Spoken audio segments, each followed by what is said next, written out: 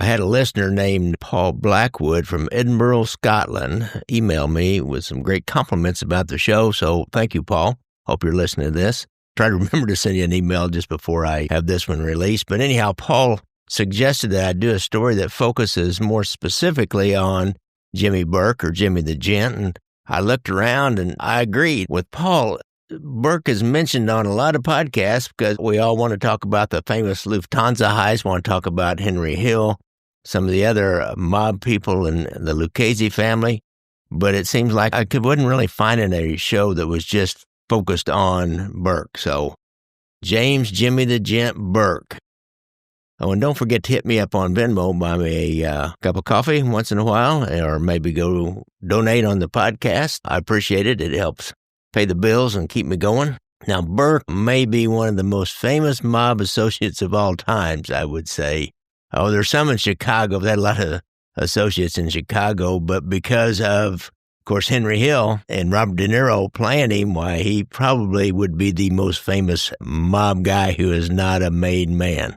If Henry Hill had not gone into witness protection, if Henry Hill had not done that book with Nicholas Pileggi, Wise Guys, or if the famous filmmaker Martin Scorsese hadn't taken Wise Guys and Pileggi's book and got Pileggi to help write a script and titled it Goodfellas, and when Robert De Niro took the part of Jimmy the Gent, his place in history was assured, I'll tell you that, especially in mob history. In my humble opinion, this book and film were arguably the best depictions of day-to-day mob life ever that I've ever seen. I thought it was amazing. He did a heck of a job with the casino. And to see the egos of these guys, once they turn, are just amazing. When Lefty Rosenthal heard Robert De Niro was going to play him, he told Pileggi, oh yeah, I'll work with you. I'll work on this. And I'm not sure what brought Henry Hill around, but I got a feeling it was probably the same thing. He found out Ray Liotta was going to play his part in a movie. Really, when these guys like Pileggi start writing a book about this, they got the huge budget and they pay these guys, no telling how much money. 6 figures and up. Heck, they paid Frank Galata's $5,000 just sit down and talk to him the first time for 30, 40 minutes. So when you actually start telling a person's life story, and on the big screen and in the book, why, it's worth a lot of money. It's life-changing money, I got a feeling. Now, the screenwriters in the film Goodfellas changed the name of Jimmy Burke to Jimmy Conway. There was some kickback from the family, and they were wanting a piece of the action, so they just changed the name. Now, some people have claimed that, of course, this movie came out while Burke was still alive. He was in the penitentiary, and they said that he was so happy to have Robert De Niro play him that he phoned De Niro from the prison to give him a few pointers. And De Niro is pretty well known for this. He reaches out to these guys and meets them and spends a lot of time with them, trying to get a feel for their character and what it would be like to be them for a while. Nicholas Pileggi, they say, denies this, that De Niro and Burke have never spoken, but he said there were men around the set who knew Burke, and Henry Hill would have been one of them, and knew him really well and gave De Niro pointers. I kind of like the story that De Niro got hold of Burke in a penitentiary and talked to him. Burke was played by Donald Sutherland in another film called The Big Heist. See, everybody wants to talk about Lufthansa. I don't know how many books there's been written on that, several. It was a heck of a robbery. We'll get into that a little bit later. But let's take a look to see where Jimmy Burke came from. He was born in the Bronx, New York, so he never strayed too far from his birthplace. Like a guy, like if I'd have stayed up in Plattsburgh, Missouri, why, I'd have never got out of Clinton County. He was the illegitimate son to a woman named Jane Conway, who was a prostitute, who was actually an immigrant from Dublin, Ireland, so he was a real Irishman. He was the son of an immigrant directly from Ireland. The name of his father was never known. The mother may not even known who the father was. At the age of 2, the social services in New York City took little Jimmy Conway and put him in the first of many homes, and also be in some orphan homes or whatever I don't know if they call them orphan homes anymore. They call them group living situations more than likely. But a large part of his early years was spent in an orphan home ran by the Roman Catholic Church, ran by nuns. They'd say that after she gave him up at age 2, he never saw her again.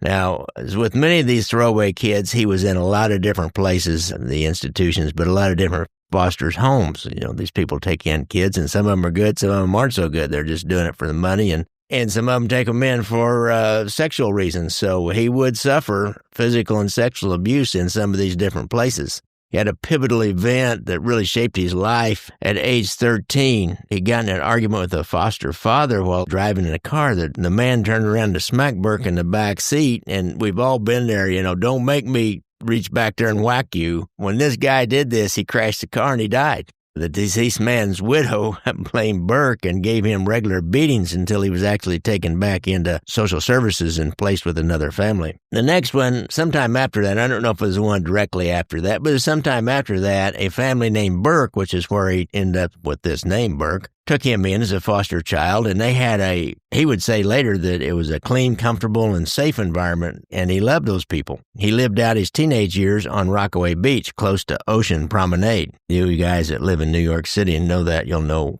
exactly where that is. And he never really strayed too far from there either, kind of across the bay just a little bit. He said Burke would never forget their kindness, and for the rest of his life, he would visit these foster parents on special occasions.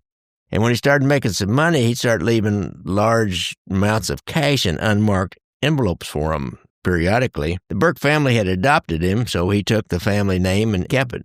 Some say that he buried part of the 1978 Lufthansa heist, some of the loot that was never found at the Burke house on their property.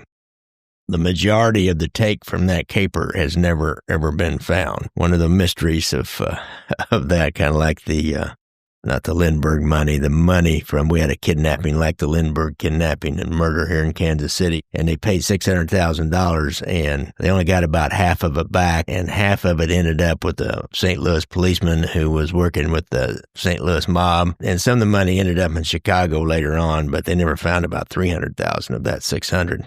Jimmy Burke got older, getting up in his upper teens and 20s. In 1920, of course, his trouble with the law became more serious. Age of 18, actually, in 1949, he got 5 years in penitentiary for forgery, and he was already working for a Colombo family member named Dominic Remo Cersani. They had a counterfeit check ring going. I remember working some of these guys.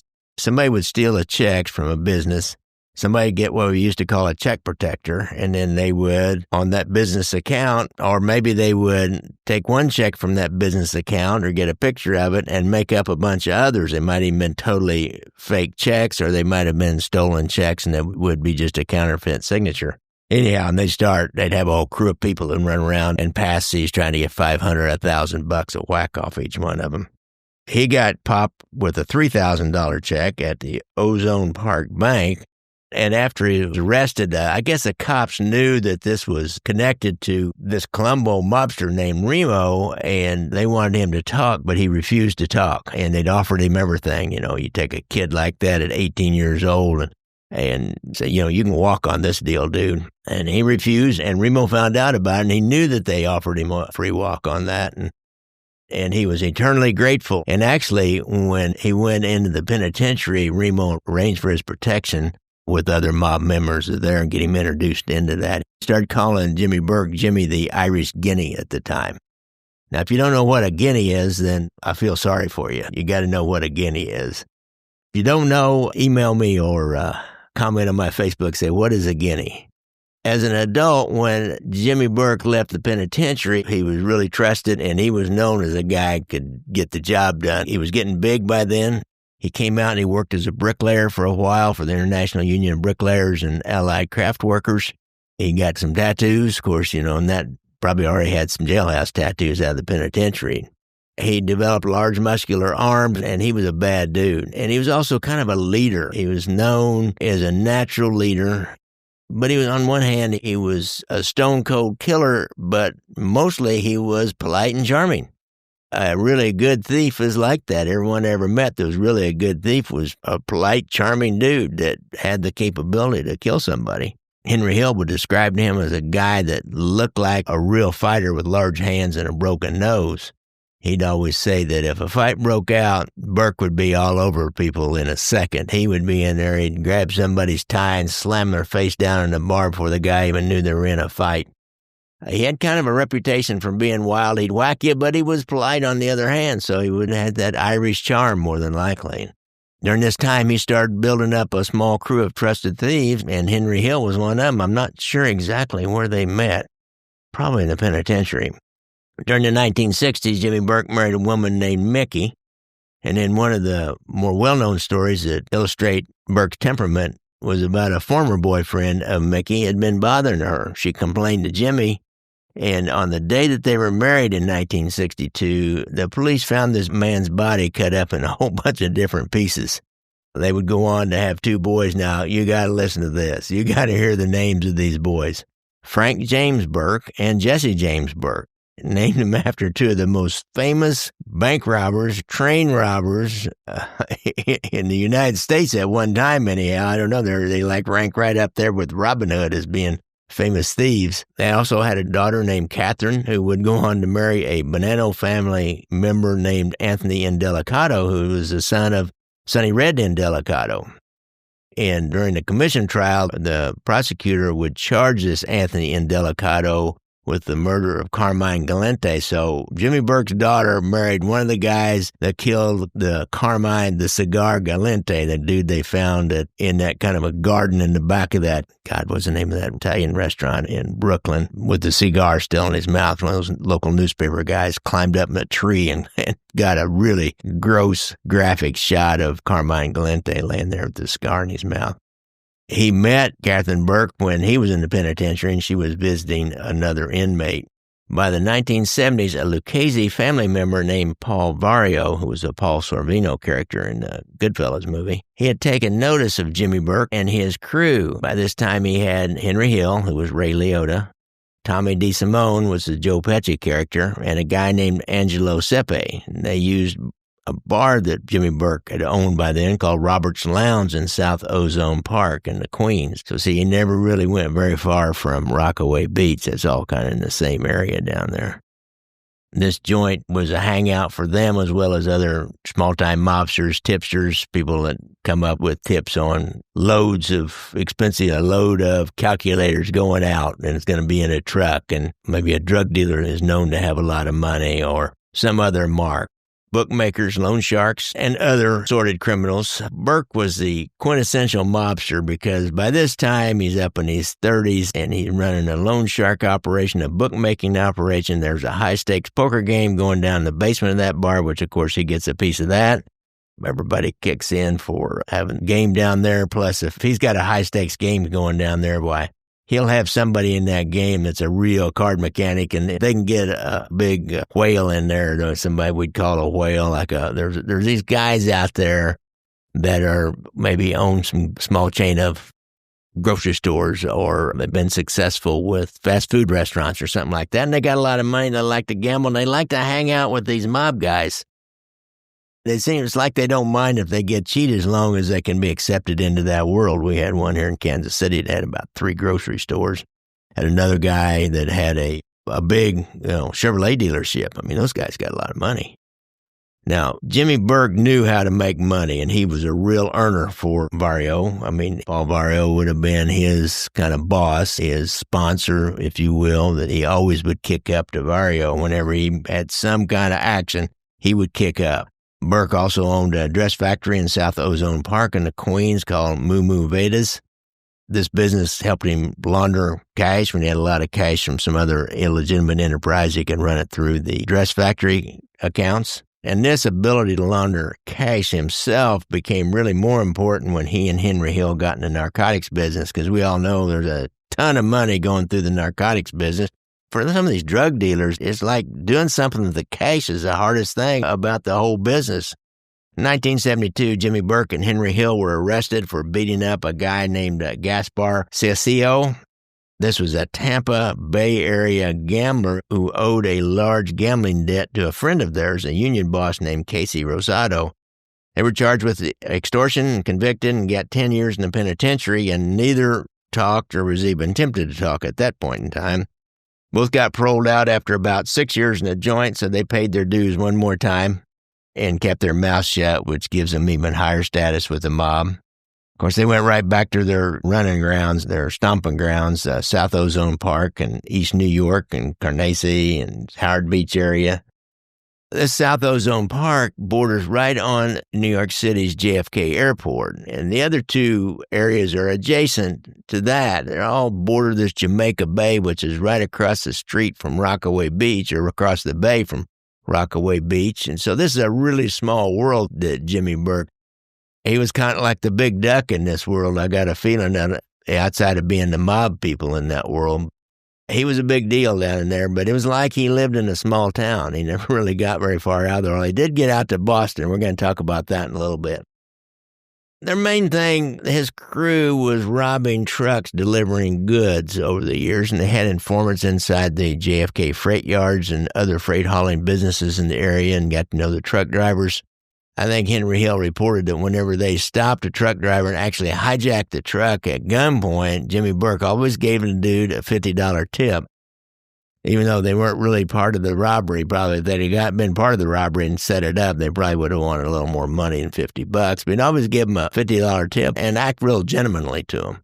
And that's how he got the nickname Jimmy the Gent, is my understanding is, which has stuck a lot better than being the Irish Guinea. That didn't seem to stick. This was during the time when Burke and Henry Hill got in the drug business. The Lucchese family, who were their sponsors, Paul Vario was in the Lucchese family, and he sponsored them, and they really banned their members from narcotics trafficking because, as the usual, because all the government attention on that and draconian sentencing, well, as we used to say, you take a guy 30, 40 years old and give him 50 years in penitentiary, and he's a coke dealer, not like a real hard case many times. He'll rat out his own mother looking at life basically in the penitentiary and being entered into a world that he doesn't really know. I mean, coke dealers are kind of like white-collar crime people. They've never really been in with that down and dirty for the most part. Now, Jimmy the Gent and Henry Hill had, and they could deal with the penitentiary, and they'd proved they could. But Henry Hill will also prove out that concern was a legitimate concern that the mob had, because when he faced this huge long sentencing for cocaine trafficking, we all know what happened with Henry Hill. The famous Lufthansa heist, we got to talk about that. We're going to talk about Jimmy the Gent. Happened on December the 11th, 1978. It's the most famous crime ever in some ways. The Lucchese family, through Paul Vario, granted him permission to do this because this was actually on Bonanno family territory, shall we say. They claimed the rights to all criminal activity inside the airport. And they also obtained permission from the Gambino family, and they wanted a cut of it too, so they weren't taking any chances on stepping on anybody's toes. I guess they all kind of wanted some rights to anything that came out of JFK. And there was a lot of stuff that came out of JFK over the years. So they did the robbery, and we kind of know that they had some inside help, and they went in there with the guns, and they knew the rounds of the guards and the response time, and it was really well planned. Well set up, had a large crew. Jimmy Burke even took his son along as a crash driver. If somebody started chasing him, he was out there with a vehicle that would have an accident if they had to, or try to slow down the cops with the crash car. At the end, after the robbery, Paul Vario said his son Peter to pick up his end of the take, and he got it. It's my understanding it could have been as much as $2 to $3 million because the total take was $5 to $6 million. There's a man with the Bonanno family, a capo named Vinny Asaro, and he was owed money from the robbery also, and I don't know if he got his or not for sure. Kind of most famously, after the robbery went down, what we really all know about is Jimmy Burke became more and more paranoid, and he kind of wanted to cut people out of their share, but one person he didn't murder was his eldest son, Frank James Burke. He'd been on it with him and got a piece of it just for sitting out there in a crash car. And as you know, the film depicts Henry Hill not even going on this robbery. In his book, he didn't ever claim to go on it. Now, Jimmy Burke's son, Frank James Burke, will be murdered a few years later in May of 1987. Cops responded to a shooting in Brooklyn, and they found Frank James Burke's body with multiple gunshot wounds. They said shortly after this, a drug dealer named Toito Ortiz got arrested and convicted of this murder. I guess, if I remember right, he had some cocaine, and he'd cut it way down so it really wasn't anything left to it. So he was just trying to hustle this other, probably Puerto Rican drug dealer, and thought he could get away with it. And I guess he found out you better be careful. You mess with the bull, you get the horn sometimes. I don't know this Ortiz guy or Otiz or anything about him, but I got a feeling he wasn't anybody to mess with. Paul Vario was never charged with the Lufthansa heist, but he ends up in the penitentiary for another racketeering charge. 3 people in that deal, Henry Hill and 2 JFK airport employees, go into witness protection. That was Louis Werner and Peter Grunwald. It sounded like it was a German Bund group working there. Anyhow, like I said, I'm not going to really go into the details of the heist other than they had inside information. They took as much as $5 million in cash and jewelry. And some of the other people that got killed was one of the more famous ones, and he was killed like by Tommy DeSimone, or the Pesci character, just 7 days after the heist because he screwed up. This Parnell Stacks Edwards is a black dude. He was supposed to get rid of the van in a New Jersey scrapyard, but he got high instead and just dumped it off somewhere. This Martin Krugman was part of planning on this, and he kept harassing Burke for his money. That was depicted in the movie. And this happened back in January the 6th, 1979, less than a month after the heist. Tommy DeSimone kills him. Body was never found. DeSimone will get killed himself. He was identified by one of the guards for some reason because of his well-polished shoes. You know, he was a dude that was a shoeshine boy when he was a kid, and that famous murder of, what's his name, Billy Batts, a famous murderer that was in the movie where they killed a dude in the joint because Tommy DeSimone, he was teasing him about how he used to be a shoeshine boy, and they killed a dude just for that. That was a hell of an acting job Pesci did. That deal where he acts like he's mad at Ray Liotta at Henry Hill, where he said, well, you think I'm funny? How funny how? And you could just see Liotta did a heck of a job of acting, too. You just see Liotta's face change. And we all know that feeling. We're having fun, and all of a sudden we realize somebody's mad at us, and all of a sudden you get this little look of fear and questioning, like, wait a minute, what's going on here? And it'll go across your face, and then they'll see it, and then they'll get it back. I had a guy in the police department do that to me one time. He really got me. He's a great big dude. He walked up behind me, and he was like he was madder than hell. And he looked down at me, and he just had this, like, rage on his face. He said, Gary, and I'm going, and like I said, he was a big dude, and he was one bad dude. And I know he saw the look of fear on my face. I was sitting down, and he was standing up also. And then he starts laughing because he knew he got me. So that was a good one. The next one was Louis Caforo.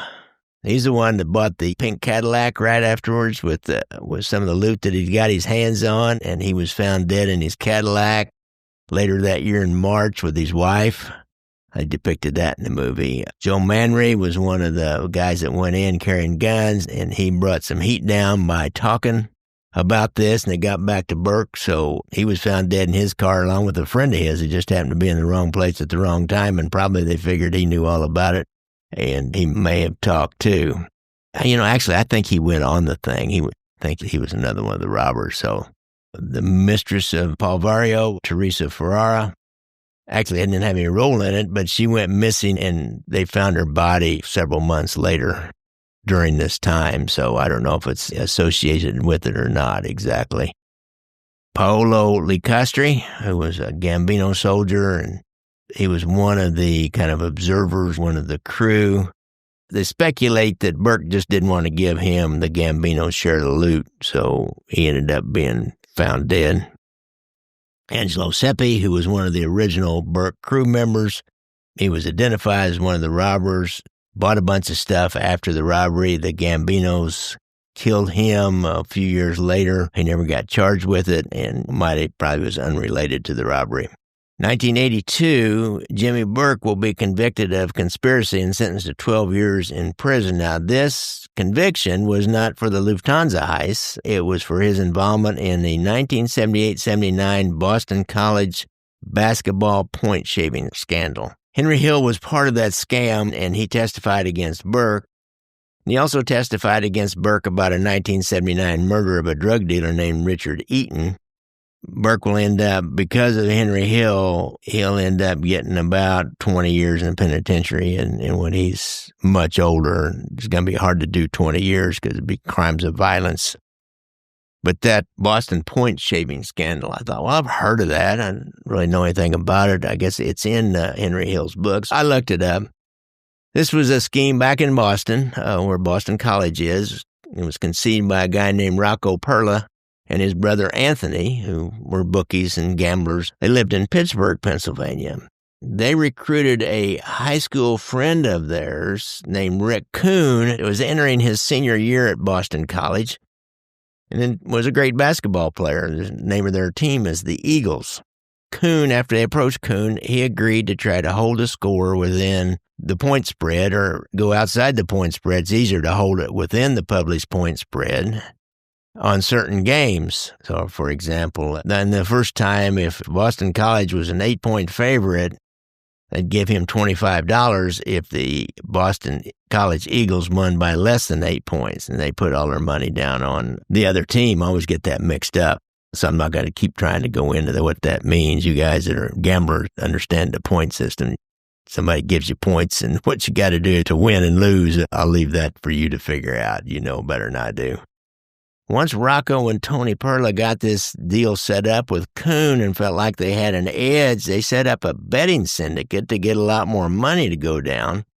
And that's where they ended up getting directed to Henry Hill somehow. But they did. They were trying to connect with the mob, and he was a guy that they got sent to because he was with the Lucchese family. He took him to Burke because Henry Hill isn't going to do something like this on his own. And Burke's got the money and access to more money, and so Jimmy Burke agreed to front the money to pay off the players each week, and he would set up a string of bookies to take this different action from different people and got people that would keep their mouths shut, because once people got onto this, it's going to start screwing up the point spread, and everybody's going to try to figure it out and want a piece of this action. Henry Hill and Burke, a guy had to get the approval of the Lucchese family capo Paul Vario, so there's some other people that know about it that are greedy and want to make more money and more money. Vario and Burke told Henry Hill that he was going to be the point of contact with the Boston gamblers and the players up there, the Perla brothers, Rocco and Anthony Perla, so he had to fly out to Boston many times. When they were debriefing Henry Hill, they were looking at his record, but they're looking at what he'd been doing over the past several months, and they saw that he had been to Boston a bunch of times, and that's when he started laying this out for them. They didn't even know about it. Nobody knew about it. If he hadn't opened his mouth, nobody had ever known about it. Now, the first game was Providence against Boston College, and the Boston won by 19 points, but the line was 6 points. So Henry Hill, I guess Jimmy Burke was kind of fit to be tied over that, and he told Henry Hill to tell his dude Kuhn he couldn't play basketball with broken hands. The next game they tried was Boston College playing Harvard. Boston was favored by 12 points, and they won by a 3-point margin, so Jimmy Burke's happy again. They all won money, got their money back, and then some. So next one was against UCLA. At that time especially was a huge basketball powerhouse, and Boston was an underdog by 15 points, so they lost by 22 points, and the syndicate won again. After that one loss, that first one, they got Rick Kuhn, said, you got to recruit somebody else, and he got into a guy named Ernie Cobb, who's a leading scorer on the team, but never really was proven if Cobb agreed to participate. Later on that season, players let him down again. They lost a lot of money on a game. Hill would later say that Burke was so mad he kicked out the screen of his television set and wanted Hill to go do something to these players, but he just never got around to it, and they just got out of the scheme. They realized it wasn't any kind of a foolproof deal. And I always wondered about that. I know you hear about that every once in a while. People are always trying to do it, but it's hard to do, to totally fix an athletic event like that. There's a podcast out there with a referee named Tim Monaghy or something like that. He was an NBA referee. In that podcast, interview him a lot and a lot of other people that are around that world, and FBI agent that worked that case on him. He got caught helping the mob shave points. But referees, as he explained with referees, you can call fouls or not call fouls. You can maybe call a really bad call and get the coach or the guy that you want thrown out of the game, possibly. The referees can really control a game. This guy said that the FBI agent they interviewed in that podcast, he said that the mob loves basketball because there's a lot fewer people that you got to get some kind of an edge with to know about. Maybe you just got intelligence information on them that somebody's girlfriend left them, or somebody gets drunk every night before a game, or certain nights before a game, or referees have, they get something on a referee, and the referee they get in and shave points. That's referees. There's only 3 referees, and there's only 10 players. So it's not so many people as football. And football and basketball, the only things that's really a whole lot of action on. Baseball would really be hard to manipulate, I'd think, although we do have the Black Sox scandal. There's so many people involved that it would be hard to do. Well, after Henry Hill broke down on that scheme, of course, he had to make a deal that he wouldn't be prosecuted for it, but also one of the main reasons he did it, this guy didn't do anything unless he got real something out of it, because if he just hadn't said anything about it, it would never come to light, more than likely. He had a state narcotics charge in Massachusetts, so he told the agents that you got to get that dropped too, and they did. Jimmy Burke got 12 years on that particular case. They did a RICO thing on it, and they got one of the Boston bookies that they were using, and one of the players, and I don't think it was Rick Kuhn. He had recruited another player or two before it was over, and they collaborated. Henry Hill's testimony. So that's kind of the deal on Jimmy the Gent Burke. We all know he died of cancer a few years ago. He is no longer to be feared, and he doesn't really leave a bunch of brothers and and people out there that were loyal to him, although that sucker was loyal to the mob.